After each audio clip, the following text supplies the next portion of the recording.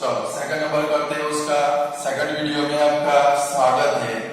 Second number है 2x minus 3y is equal to 8। Second number equation है 4x minus 6y is equal to 9। चलो पहले find करें a1 upon a2 is equal to 2 upon 4। Cut होता है तो cut करना है।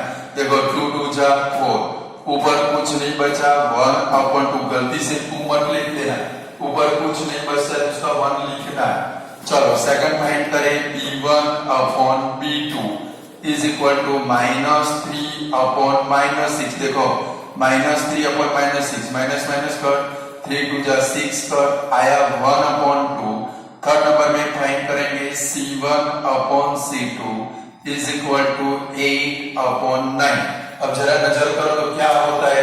देखो a1 upon a2 is equal to b1 upon b2 same होते हैं, बट ये इक्वल होता नहीं है। इधर क्या लिखेंगे here a1 upon a2 is equal to b1 upon b2 is not equal to c1 upon c2। So क्या लिखेंगे इक्वेशन are inconsistent।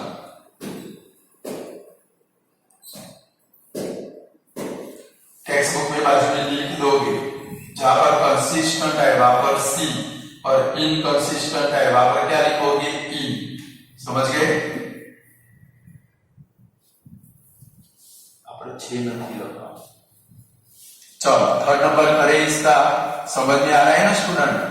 कंसिस्टेंट और इनकंसिस्टेंट रूल्स याद रखने और एमसीक्यू में पेपर में आ सकते। चलो उसका थर्ड नंबर करें 3 upon 2x plus 5 upon 3y is equal to 7। दूसरा इक्वेशन है 9x minus 10y is equal to 14। चलो सबसे पहले क्या फाइंड करेंगे a1 अपॉन a2। जरा नजर करो a1 आपका कितना है 3 अपॉन 2, तो ऐसे होगा 3 अपॉन 2 और ये 2 के साथ में नीचे 9 आएगा। समझ गए क्या आएगा भाई 3 अपॉन 2, ये 2 9 के साथ नीचे चला जाएगा। चलो कट कर दो तो 3 3 जा 9 आया कितना 1 अपॉन 6। चलो same b1 upon b2 find करो तो क्या आएगा ऊपर 5 नीचे 3 मल्टीप्लाई कितना होगा भाई माइनस 10 होगा। तो 5 2 जा क्या हो गया 10, तो कितना है भाई 1 अपॉन माइनस 6 आया। चलो थर्ड नंबर में क्या फाइंड करें c1 upon c2 is equal to 7 upon 14। 7 2 जा 14 कर कितना है भाई 1 upon 2।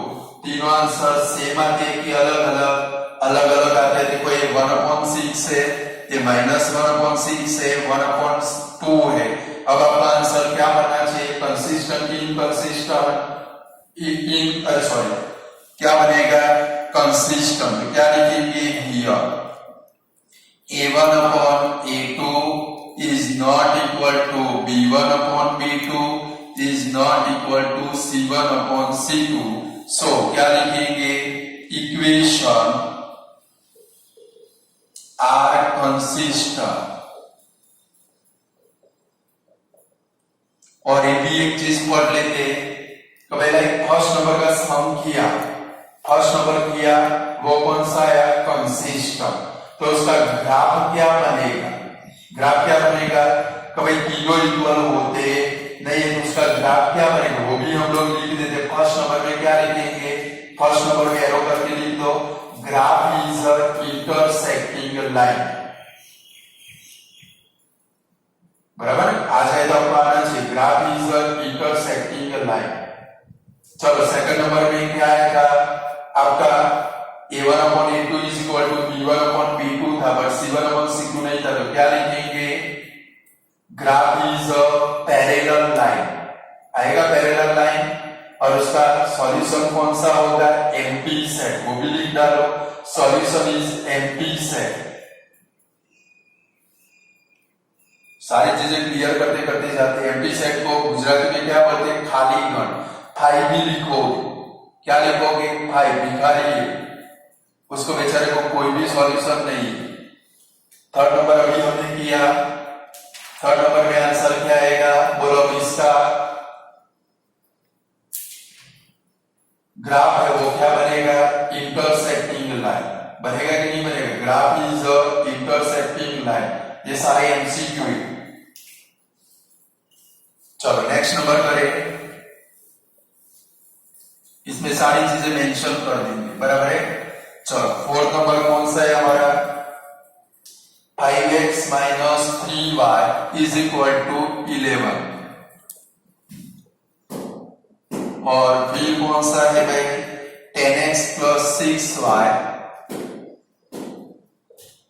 Is equal to minus 22। चलो a1 upon a2 is equal to 5 upon 10 is equal to cut करो तो क्या आएगा भाई? 1 अपॉन 2 आएगा। 5 2 जा 10। चलो फिर लिखो b1 upon b2 is equal to minus 3 upon 6। 3 2 जा 6 कट आया माइनस 1 अपॉन 2। थर्ड नंबर में फाइंड करोगे c1 upon c2 11 upon minus 122 आया माइनस 1 अपॉन 2। हमें तो किसको लिख के चलना है? ये दोनों को, बराबर।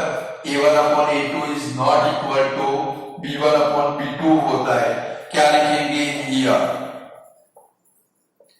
a1 upon a2 is not equal to b1 upon b2 is not equal to c1 upon c2। a1 upon a2 c1 upon c2 को इक्वल होता नहीं है। तो क्या लिखेंगे? इक्वेशन है, क्या लिखेंगे? So the equation are consistent. और क्या लिखेंगे? इसका ग्राफ क्या बनेगा? Graph is intersecting line. Solution क्या बनेगा? यूनिक सॉल्यूशन बनेगा कि नहीं बनेगा? इतने के ऊपर से ये तीन चीजें आपको पता चल सकती है, समझ गए? ये तीनों में से कोई भी ब्लैंक के अंदर आ सकता है।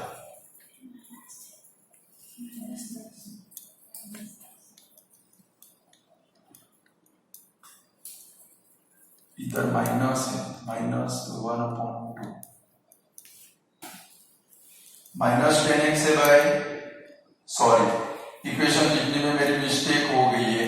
यहाँ पर माइनस 10x है, सॉरी। तो माइनस 1/2 तीनों तो इक्वल हो गई। इधर क्या आएगा? Equal to. सॉरी, गलती हो गई थी, मैंने माइनस 10 देखा नहीं था।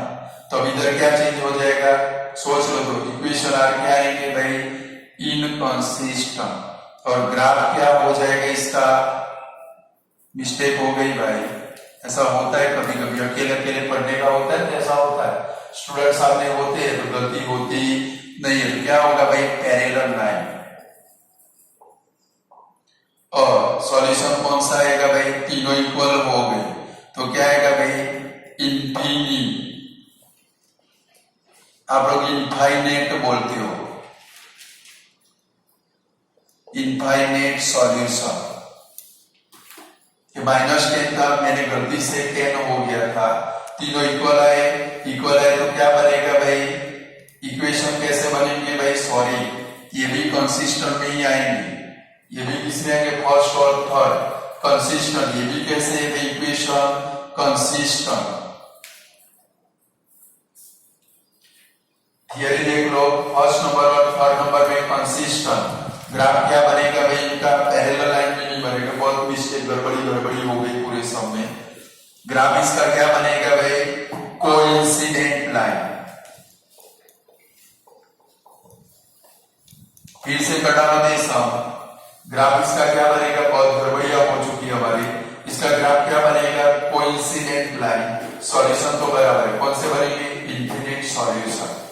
फिर से कर दो, यानी गलती ना हो। तीनों इक्वल में कंसिस्टेंट बनेगा, अनइक्वल में कंसिस्टेंट, इक्वल सिंगल में कंसिस्ट हो, बराबर है। ग्राफ क्या बनेगा इसका, कोइंसिडेंट लाइन, सिंगल लाइन मैंने ड्रॉ किया था ऐसे, ये कोइंसिडेंट एक लाइन नहीं है बट दोनों लाइन एक दूसरे के ऊपर क्या हो गई भाई, कोइंसिडेंट हो गई। और सॉल्यूशन कौन सा, इनफिनिट सॉल्यूशन। चलो इसका 5th नंबर देखिए।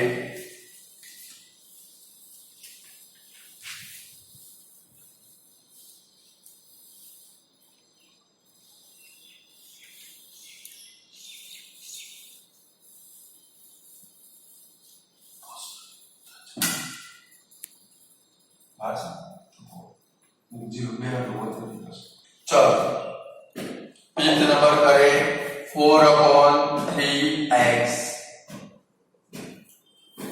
plus 2y is equal to 8। फिर सेकंड इक्वेशन है 2x plus 3y is equal to 12। चलो a1/a2 फाइंड करें, a1/a2 इज इक्वल टू क्या बनेगा 4, ये 3 नीचे चलाएगा 2 के साथ, 3 मल्टीप्लाई 2 2 जा 4 का 2/3।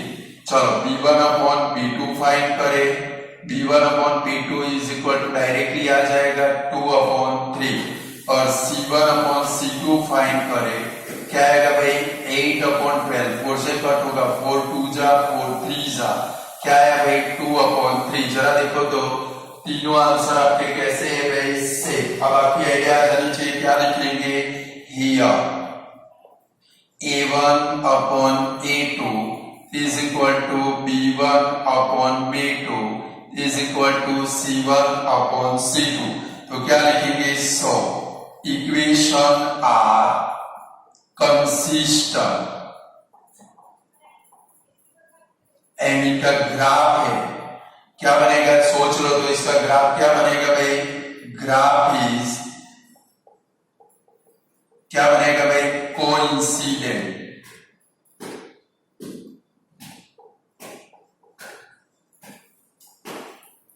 लाइन सॉल्यूशन कितने बनेंगे, इनफाइनाइट सॉल्यूशन बनेंगे, इतने सारे आंसर बनेंगे। इक्वेशन कैसे होंगे, कंसिस्टेंट, ग्राफ क्या होगा कोइंसिडेंट लाइन, और सॉल्यूशन कितने होंगे, इनफिनिट मैनी सॉल्यूशन। बोलो ध्यान में आएगा, कर पाओगे क्वेश्चन नंबर 3। तो जरा क्वेश्चन नंबर 2 में भी जाते हैं, चलो उसको भी कंटिन्यू रखते हैं, बराबर। भले आपकी टेक्स्ट बुक में ऐसा, बट क्वेश्चन नंबर 2 पैरेलल की कोइंसिडेंट लाइन ऐसा हमें फाइंड कर रहे हैं, जिसके साथ में कंटिन्यू रखते हैं सारे हो जाएंगे। चलो उसका फर्स्ट है वो लिखते हैं, उसमें आपको क्या फाइंड करना है, जो ग्राफ है वो ग्राफ पैरेलल बनेगा कि कोइंसिडेंट। पैरेलल कब बनेगा, a1/a2 is equal to b1/b2 is not equal to c1/c2। तो क्या बनेगा भाई, पैरेलल। क्या बनेगा, पैरेलल। ध्यान में रखना है, पैरेलल कब बनेगा, नीचे लिख डालो a1/a2, नीचे लिख डालो, वो पेज के ऊपर नीचे जगह है देखो, वहां पर लिख डालो a1/a2 is equal to b1/b2 is not equal to c1/c2 is equal to करके लिखो पैरेलल। और दूसरा लिखो a1/a2 is equal to b1/b2 is equal to c1/c2। तो क्या लिखेंगे, कोइंसिडेंट, बराबर, याद रहेगा। चलो सेम क्वेश्चन नंबर 3 में भी लिख डालिए, अब तो याद रह जाएगा आप लोगों को। चलो क्वेश्चन नंबर 2 कंटिन्यू नहीं करते, ये सारे सॉल्यूशन फाइंड कर लेते हैं, यानी कि हमारे दिमाग में कुछ कीड़े हिल रहे हो तो निकल जाए। चलो क्वेश्चन नंबर 2 का फर्स्ट है कि भाई 5x minus 4y is equal to plus 8 is equal to 0। ये स्टैंडर्ड फॉर्म में इक्वेशन है।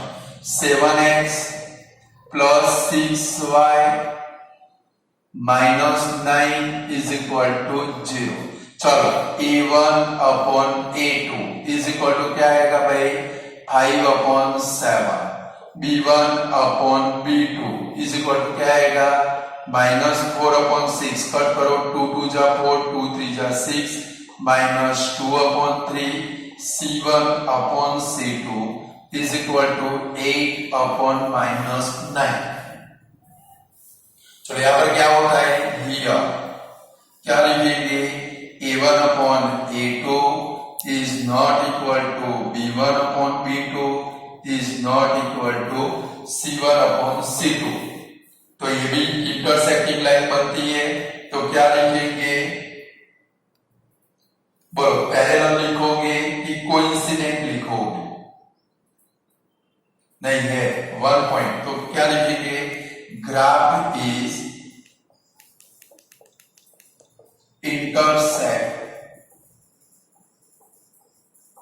in one and only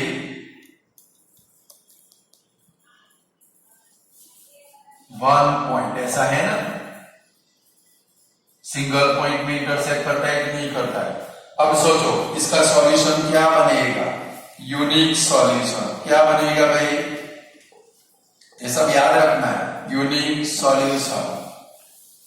आता है समझ में कि नहीं आ रहा है, अगर A1/A2 is not equal to B1/B2 is not equal to C1/C2 होता तो ग्राफ क्या करेगा, one and only one point में इंटरसेक्ट करेगा। चलो उसका सेकंड नंबर करते हैं, क्या है भाई, 9x + 3y, 9x + 3y + 12 is equal to 0। Second equation है 18x + 6y + 24 is equal to 0। चलो इसका A1/A2 फाइंड करें, तो 9/18 is equal to क्या आएगा, 1/2। चलो B1/B2 फाइंड करें, 3/6 is equal to क्या आएगा भाई, 1/2, और C1/C2 फाइंड करें, 12/24 क्या आएगा भाई, 1/2। तीनों इक्वल आए, तब क्या लिखोगे, here A1/A2 is equal to B1/B2 is equal to C1/C2। Theory में देख सकते हो तीनों इक्वल हो तो ग्राफ क्या बनेगा, देखो जरा, ग्राफ इज को-इंसिडेंट लाइन बनेगी कि नहीं बनेगी, इसका ग्राफ क्या बनेगा, कोइंसिडेंट लाइन बनेगी। तीनों इक्वल हो गए, थियरी में मैंने लिखा है 3 पॉइंट। इसका सॉल्यूशन क्या बनेगा बोलो तो, इनफाइनाइट बनेगा कि नहीं बनेगा, इनफाइनाइट सॉल्यूशन।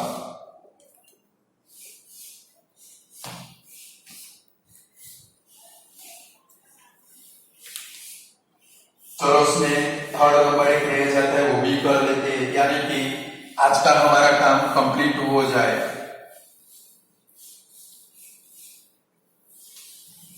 समझ में तो आ रहा है ना कि नहीं आ रहा है, वो थियरी क्लियर करोगे तब समझ में आएगा। चलो थर्ड नंबर है 6x - 3y, 6x - 3y + 10 is equal to 0। 2x - y + 9 is equal to 0। चलो इसमें A1/A2 फाइंड करते हैं, is equal to 6/2 is equal to 3। Text book में आंसर लिख दोगे, जहां पर 1 आए तो वहां पर 1, इंटरसेक्टिंग है वहां पर इंटरसेक्टिंग, फिर क्या है पैरेलल, वहां पर पैरेलल, और जहां पर क्या है भाई कोइंसिडेंट है वहां पर कोइंसिडेंट, तीनों आंसर लिख दोगे। चलो B1/B2 फाइंड करें, B1/B2 is equal to -3/-1 is equal to कितना है भाई 3, और C1/C2 फाइंड करें, 10/9। कुछ भी कट होने वाला नहीं, तो जरा देखो इधर आंसर में क्या होता है, A1/A2 is equal to क्या लिखेंगे, here A1/A2 is equal to B1/B2 is not equal to C1/C2। इसका ग्राफ क्या बनेगा भाई, ग्राफ इज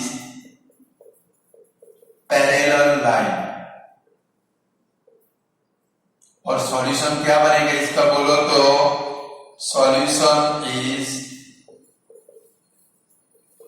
ये दोनों इक्वल है, C1/C2 इक्वल है, याद करो थियरी में मैंने लिखा है, पक्की कर देनी है। एक पेज में वो थियरी मैंने लिखा है 3 पॉइंट, वो लिख के घर पे वॉल के ऊपर चिपका देना। किधर चिपका देना है? वॉल पे। यानी कि जब भी आप जिस स्टडी रूम में बैठते हो, मैं जो भी चीजें बोलूं वो वॉल के ऊपर चिपका देनी है, ताकि जब भी आप वो रूम में जाओ तो उसके ऊपर आपकी नजर पड़ेगी, फिर रट्टा मारने की जरूरत नहीं पड़ेगी। सॉल्यूशन क्या लिखेंगे? Empty set. क्या बोलते हैं भाई? 5 हो गया। आज के लिए इतना रखते हैं, और जितने सम मैंने कराए वो फिर से वन टाइम आपको कर रहे, कल हम लोग थोड़ा आगे बढ़ेंगे।